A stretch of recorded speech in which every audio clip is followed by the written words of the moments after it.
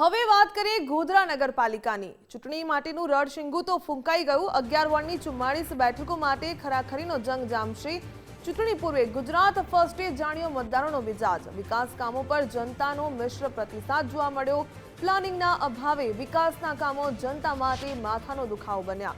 Underbridge, flyover, ભૂગર્ભ ગટરની કામગીરીથી નારાજગી જોવા મળી। આંતરિક માર્ગો અને બગીચાઓની ખસ્તા હાલત જોવા મળી। 5 વર્ષમાં નક્કર કામગીરી ન થયાનો સ્થાનિકોએ આક્ષેપ લગાવ્યો। પાર્કિંગની સમસ્યા અને વરસાદી પાણીના નિકાલનો પણ અભાવ જોવા મળ્યો। તળાવનું બ્યુટિફિકેશન અને સ્ટ્રીટ લાઇટની સુવિધા વિશે પણ વાત કરી। શાસક પક્ષનો વિકાસનો દાવો, વિપક્ષનો માત્ર કાગળ પર વિકાસનો દાવો। આવો જાણીએ શું કહ્યું તેમણે।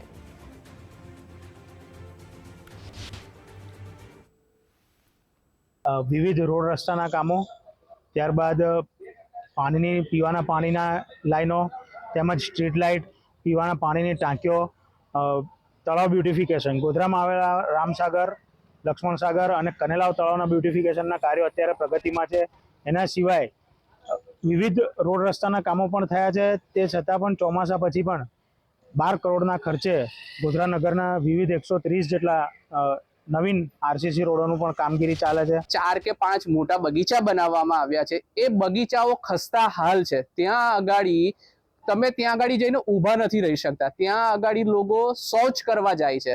એટલે ખાલી ફક્ત ને ફક્ત વિકાસની વાતો કરી છે, કોઈ પણ પ્રકારનું પાયાનું કામ આ લોકો કરતા નથી। બહારથી જે પબ્લિક ગોધરાની અંદર ખરીદી કરવા માટે ગામડામાંથી લોકો આવે છે, એને ટ્રાફિક વાળાને લોકો પકડે છે કે ભાઈ તમે નો પાર્કિંગની અંદર ગાડીઓ ઊભી રાખી। ગોધરા નગરપાલિકા એવી નગરપાલિકા છે જ્યાં આગળ પાર્કિંગની સરકારી એક પણ વ્યવસ્થા ગોધરા નગરપાલિકાની અંદર છે નહીં। સમગ્ર ગુજરાત રાજ્યમાં આગામી સમયમાં સ્થાનિક સ્વરાજ્યની ચૂંટણી યોજનાર છે, ત્યારે પંચમહાલ જિલ્લાનું મુખ્ય મથક ગોધરાની વાત કરવામાં આવે તો ગોધરા નગરપાલિકાની આગામી સમયમાં ચૂંટણી યોજાશે। ત્યારે હાલ આપણા સાથે અહીંના જે ગોધરા નગરના જે સ્થાનિકો છે તે જોડાયેલા છે।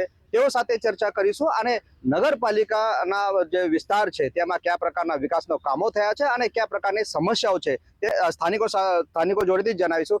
ગોધરાની અંદર 200 મીટરનો રસ્તો એવો કોઈ છે નહીં જે નગરપાલિકાનો હોય અને સાજો હોય।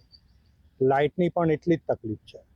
ગોધરાની અંદર ગુજરાત સરકાર, ભારતીય જનતા પાર્ટીની ગુજરાત સરકારે 250 કરોડ જેટલા રૂપિયા ફાળવ્યા હતા ગટર લાઈન કરવા માટે, પરંતુ દુઃખ સાથે કહેવું પડે કે કરોડો રૂપિયા બધા ગટરમાં જતા રહ્યા અને ગટર લાઈન સક્સેસ થઈ નથી। એવી જ રીતે કારણ વગરનો અત્યારે બ્રિજ બની રહ્યો છે ગોધરાની અંદર। જે વિકાસના કામો થાય છે એમાં ક્યાંક ને ક્યાંક ત્રુટિ દેખાય છે। રાજ્ય ટ્રિપલ એન્જિન જ્યારે સરકાર ભારતીય જનતા પાર્ટીની હોય અને તે જ્યારે કરોડો રૂપિયાની ગ્રાન્ટ ગોધરા નગરના વિકાસ માટે જ્યારે આપતી હોય, એવા સમયમાં સ્થાનિક વહીવટીતંત્ર અને પ્રશાસને પણ એટલું ધ્યાન રાખવું જોઈએ કે જે વિકાસના જે કામો છે એ ઝડપથી થાય અને અવિરત રીતે વિકાસના કામો ઝડપથી બને એવા પ્રયત્નો કરવા જોઈએ। હાલમાં જ આપણે કહીએ તો શહેરાબાગ અંડરગ્રાઉન્ડ જે છે એનું કામ કેટલા વર્ષોથી સતત 3 વર્ષથી બાકી પડ્યું છે। એ ઉપરાંત જાફરાબાદ ફાટકનું પણ કામ એ જ પ્રકારે અટકી પડ્યું છે। અત્યાર સુધી જે પણ નેતાઓ છે, પ્રમુખ છે, કોઈ મેં વિકાસ જોયો જ નથી। હાલમાં તમે જુઓ રસ્તા એટલા બધા ખરાબ છે કે આજે સિનિયર સિટીઝન 2 વ્હીલર લઈને નીકળે તો એના કમરની તકલીફો થઈ છે, મણકાની તકલીફો છે।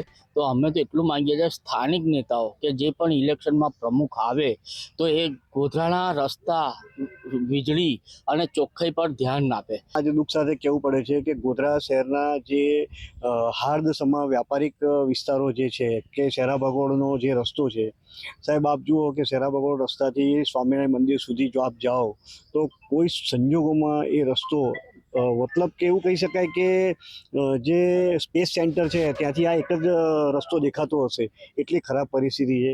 સેમ સ્ટોરી અમારા LC4 કે જ્યાં અમે બધા રહીએ છીએ, ત્યાં વ્યાપારિક કેન્દ્ર છે, એની પરિસ્થિતિ ખૂબ ખરાબ છે।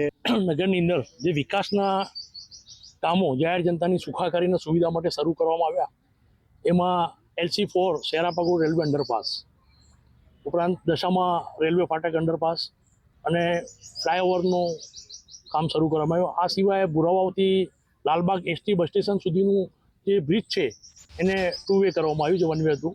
પણ ગોધરાનો વિકાસના નામે અત્યારે લોકો હેરાન જ થઈ રહ્યા છે। જે રીતે કામ થવું જોઈએ એ રીતે કામ થતું નથી અને જે કામ થાય છે એમાં ગોગળકાયની દ્રષ્ટિ શું કહેવાય ગતિએ કામ ચાલી રહ્યું છે.